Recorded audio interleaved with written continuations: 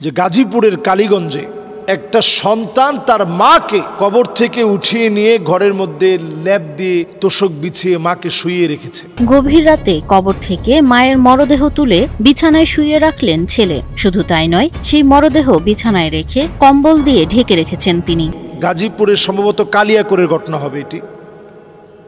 আমি এটা নিয়ে কথা বলতে চাই এই জন্য যে হারে সন্তানটা মায়ের যে প্রাপ্য হক সেটা জীবদ্দশায় দিতে পারে নাই। ছেলেটার নাম সজীব।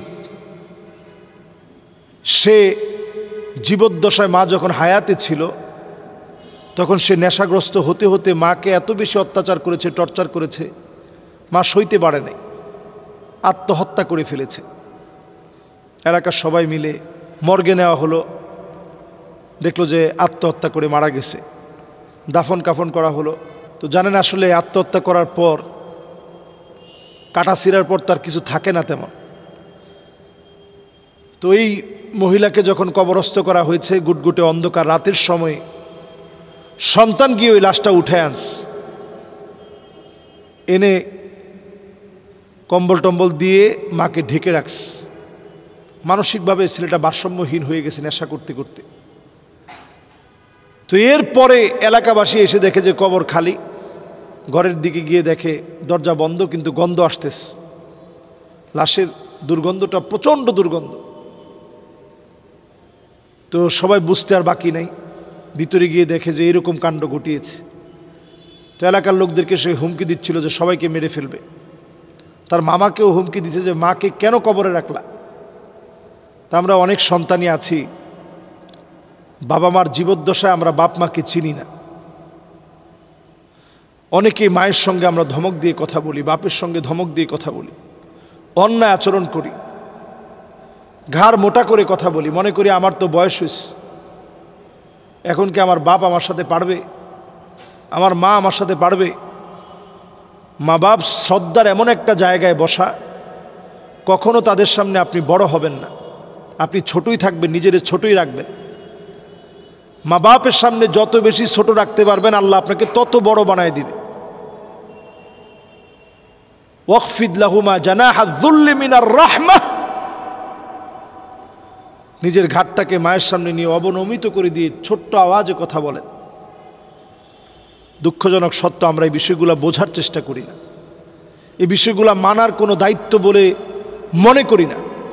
এই বিষয়গুলো আমাদের প্রত্যেকের মানার চেষ্টা করা উচিত, মানার নিয়তে শোনা উচিত, প্রত্যেকটা লোকের মানার নিয়তে শোনা উচিত। তো আমরা যারাই এই বিষয়গুলো নিয়ে ভাবি, চিন্তা করি, আহারে ছেলেটার জায়গাটা আপনি চিন্তা করেন যে নেশা করে মাকে কষ্ট দিতে দিতে মা আত্মহত্যা করে ফেলছে, এমন একটা হারাম পথ বেছে নিয়েছে। হাদিসের ভিতরে নবীজি বলেন, মান কতালা নাফসাহু বিশাইইন উযযিবা বিহি ইয়াউমাল কিয়ামা, কেউ যদি আত্মহত্যা করে মারা যায় প্রতিনিয়ত তার জন্য এই আযাবটা আসতে থাকবে। আল্লাহ তাআলা আমাদের প্রত্যেককে মাফ করুক। এই ফিতনামূলক সময়ে অন্তত সন্তানের দায়িত্ব সন্তান পালন করবে। ছোটবেলা থেকেই সন্তানদেরকে উচিত পিতামাতার 3টা হক আদায় করা। 1 নাম্বার, স্বামী হিসেবে আপনি স্বামী হয়ে স্ত্রী হিসাবে যাকে বেছে নেবেন তিনি যেন নেককার হয়, এটা সন্তানের প্রথম পাওনা হক। দ্বিতীয় হকটা হচ্ছে সন্তানের সুন্দর একটা নাম রাখা। 3য় নাম্বার হক হচ্ছে সন্তানকে ছোটবেলা থেকে আল্লাহকে চিনানো। এই যে এই ছেলে কবর থেকে উঠায় আনছে, আসলে এই ছেলে আল্লাহকে চিনে না, আল্লাহকে জানে না, আল্লাহকে বোঝার চেষ্টা করে না। আমরা আমাদের প্রত্যেককে ছোট্টই নাসিহাটা করতে চাই যে পিতামাতার ব্যাপারে সজাগ হন। জীবনে যা প্রয়োজন আল্লাহর কাছে চান, পিতামাতার সাথে সুন্দর আচরণ করেন, আপনার ভাগ্য পরিবর্তন হবেই হবে ইনশাআল্লাহ। যে সাম্প্রতিক এক নেতা বলেছেন যে আমি হিন্দুও না, আমি মুসলমানও না। এই কথা বললে আসলে কেউ যদি মনে করে আমি হিন্দুও না, আমি মুসলমানও না, আসলে এটা কোনো কিছুই না। যেটা জামাও না পায়জামাও না, তো এটা কি? জামাও না পায়জামাও না, এটা একটা উন্না হইতে পারে। তো আসলে আপনার জীবনে মূল্যবান হতে হলে আপনার জামা হইতে হবে, নাহলে পায়জামা হইতে হবে, কিছু একটা হইতে হবে। একজন মুসলিম কখনো এই কথা বলতে পারে না যে আমি আমি হিন্দুও না আমি মুসলমানও না, এটা কোনো মুসলমানের বক্তব্য হইতে পারে না।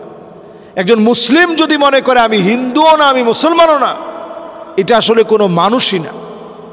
মানুষ হওয়ার আগে আপনাকে ভাবতে হবে আল্লাহ আমাকে ইসলাম দিয়েছেন। আপনার নেতার চাইতে দল বড় হইতে পারে, দলের চাইতে আদর্শ বড় হইতে পারে, আদর্শের চাইতে রাষ্ট্র বড় হইতে পারে, রাষ্ট্রের চাইতে ইসলাম আমার কাছে কোটি কোটি গুণ বড় হতে হবে, নাইলে ইমান থাকবে না। এর নাম ইমান। ইমান কোনো ঠনকো বিষয়ের নাম না। খালি আপনি বলবেন যে আমি সুন্নি মুসলমান, আল্লাহ আপনাকে মাফ করে দিবে, এত সহজ? ঈমানুস সাদিক, ইমানটা নির্বেজাল হতে হবে। হাদিসের মধ্যে নবীজি স্পষ্ট বলেছেন যে খালিসান মিন কলবিহি আও নাফসিহি, মন থেকে কালেমাওয়ালা হতে হবে। মানে শুধু আপনি মুখে বললেন যে আমি কালেমার সাথে আছি, আল্লাহ তাআলা এতে করে আপনাকে মাফ করবে না। মন থেকে কালেমাওয়ালা হতে হবে। মন থেকে কালেমাওয়ালা মানে বাতিলের কাছে আপনি আপোষ করবেন না, তাগুতের কাছে আপনি মাথা নত করবেন না, বাতিলকে খুশি করার জন্য অথবা আপনি হিন্দু ভাইদেরকে খুশি করার জন্য আপনি বললেন যে আমি হিন্দুও না আমি মুসলমানও না, আমি একটা পাগলা। এই জাতীয় কথা যদি আপনি বলেন, আপনার মুসলমানিত্ব টিকে না। আর আল্লাহ তাআলার কোনো প্রয়োজন নাই এই জাতীয় মুসলমানের ঈমান গ্রহণ করতে হবে আল্লাহর। যদি আপনি 800 কোটি মানুষ সবাই ঈমানদার হয়ে যায়, আল্লাহর কোনো লাভ নেই। 800 কোটি মানুষ সবাই যদি কাফের হয়ে যায়, আল্লাহর কোনো লস নেই। এর নামই ঈমান। আপনি মনে করতে পারেন যে 800 কোটি সবাই যদি বিরুদ্ধে লেগে যায় কি একটা হয়ে যাবে। আল্লাহর সামনে 7 আকাশ আর 7 জমিন কা খরদালাতিন সাবআ, 7টা সরিষার দানার চাইতে বেশি না। সুবহানাল্লাহ বিহামদি। আল্লাহ এত বড়, সে আল্লাহর বড়ত্বের সামনে আমরা একেবারে তুচ্ছ, একেবারে নগণ্য। সুতরাং কথা বলতে সাবধান হয়ে কথা বলতে হবে। শেষ একটা হাদিস শোনাতে চাই। নবীজি বলেছেন মা ইয়ালফিযু, নবীজি হাদিসের মধ্যে বলেছেন যে ইন্নাল আবদা লা ইয়াতাকাল্লামু বিল কালিমা, মানুষ অনেক সময় কথা বলতে গিয়ে এমন কথা বলে ফেলে আবআদু বাইনাল মাশরিকি ওয়াল মাগরিব, জাহান্নামের এত দূরে দূরে দূরে দূরে চলে যায় যেটার গন্তব্যের কোনো শেষ নেই।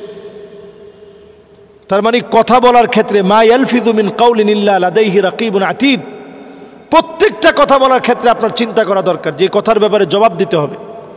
নবীজির কাছে একজন সাহাবী আসছে, আয়েশা বলছে ইয়া রাসূলুল্লাহ আপনি আমারে নসিহত করেন, আর ওয়া আউজিস, সংক্ষেপে নসিহত করেন। নবীজি 3টা নসিহত করলেন, এর মধ্যে 2 নাম্বার নসিহত করলেন এমন কথা বলবা না ইয়াতাযির, যেটার কারণে তুমি লজ্জিত হতে হয়, আবার মাফ চাইতে হয় যে ভাই আমার ভুল হয়েছে আমার মাফ করে দেন। এই জাতীয় কথা বলার ক্ষেত্রে আগেই সচেতন হবেন।